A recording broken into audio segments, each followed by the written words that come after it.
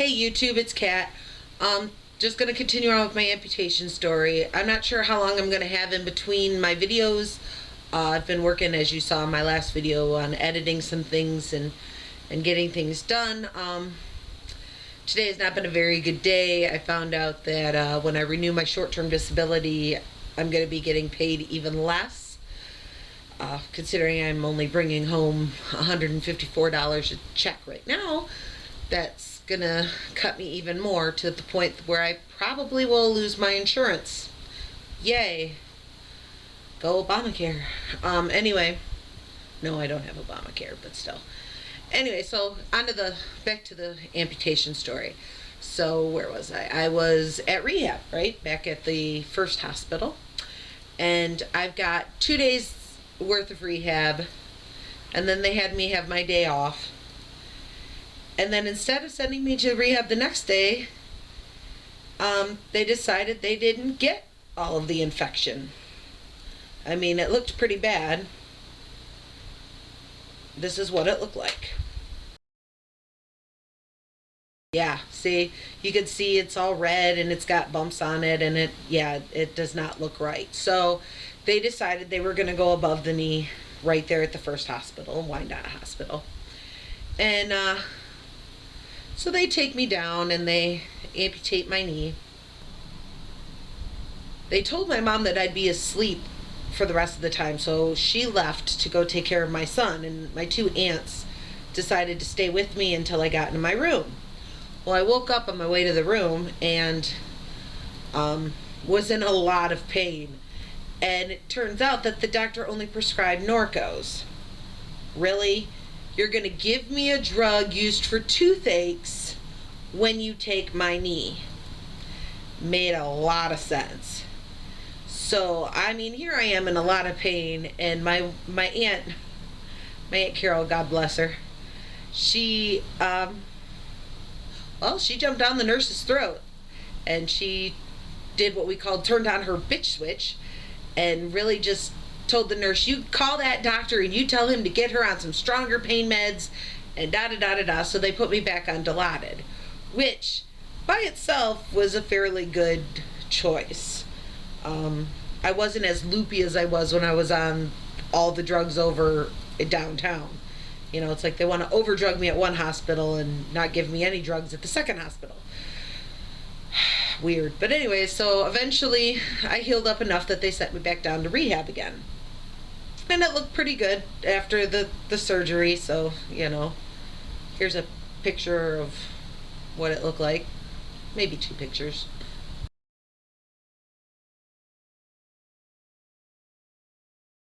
So, anyway, so they were the pictures, and that's what they looked like. It looked pretty clean, you know, the stitching's nice and stuff. And so I get back into rehab, and I'm in the rehab for about, I don't know, like a week and a half. And physical therapy and occupational therapy. And it starts leaking, the wound. And at first they're saying, oh, that's, what they call it, necrosis, like where the fat just melts away. And nothing to worry about. So after about 2 days of it leaking, they decided to go in and take a look. Turns out I had an infection. One of the muscles that they had kept in there in the hopes that it would heal died. So I had a dead muscle and a lot of infection. So they took it out and stapled me up and sent me back to the room. Well, they wanted me to do more rehab, but my insurance decided that I had had enough and sent me home. All told, I was in between hospitals and in the hospital or rehab at the hospital for a total of 51 days.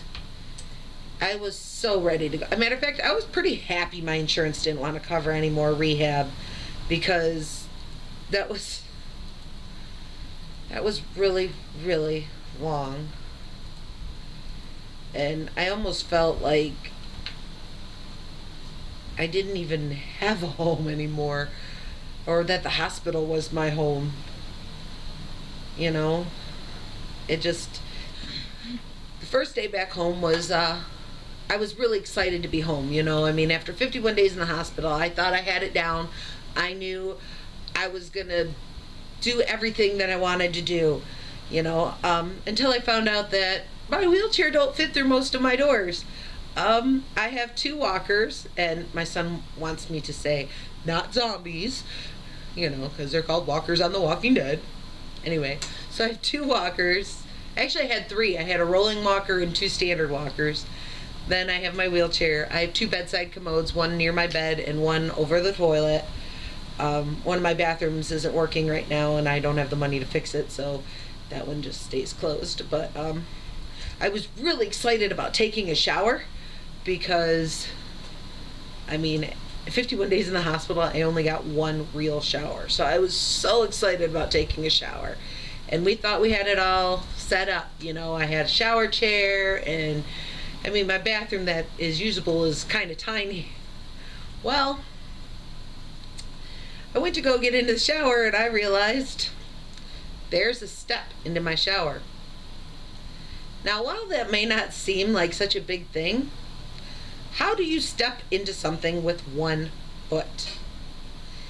It's not easy. I started crying and being upset. My sister finally helped me in, which, thank God for my sister, love her to death. But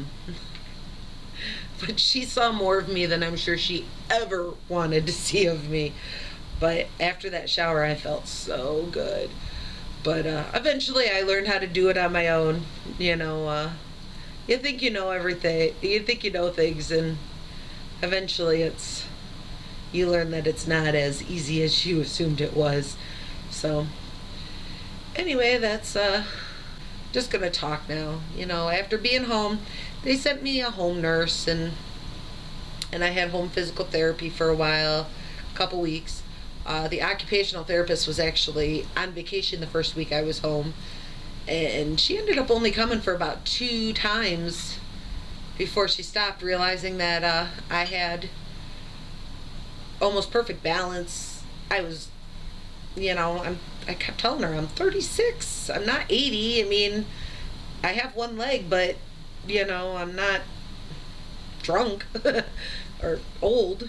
So my balance was really good, and well, I actually ended up going camping like a week and a half after I got out of the hospital, because it was my family camping trip and I did not want to miss it. So I'm in my wheelchair, and it actually turned out really good, because it ended up that the campsite that I had was directly across from the bathrooms.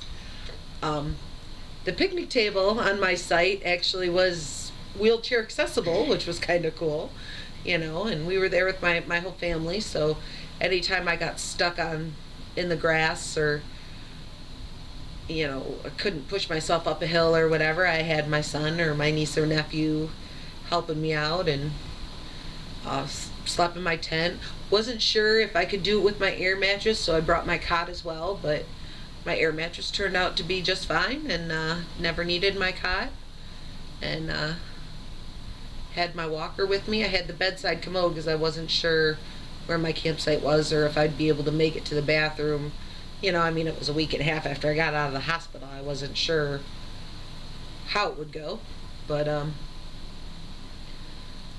yeah, so I didn't obviously go in the water because I still had staples in after the last surgery, and no pictures of that one. And no, they had just removed the staples, but I wasn't able to get into the water yet.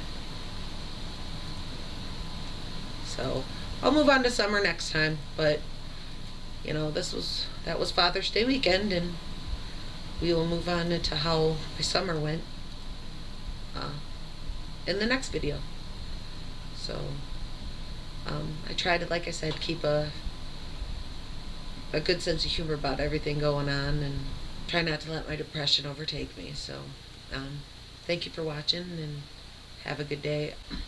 My ending picture there is me and my son. My son's cutting off my leg as a little joke.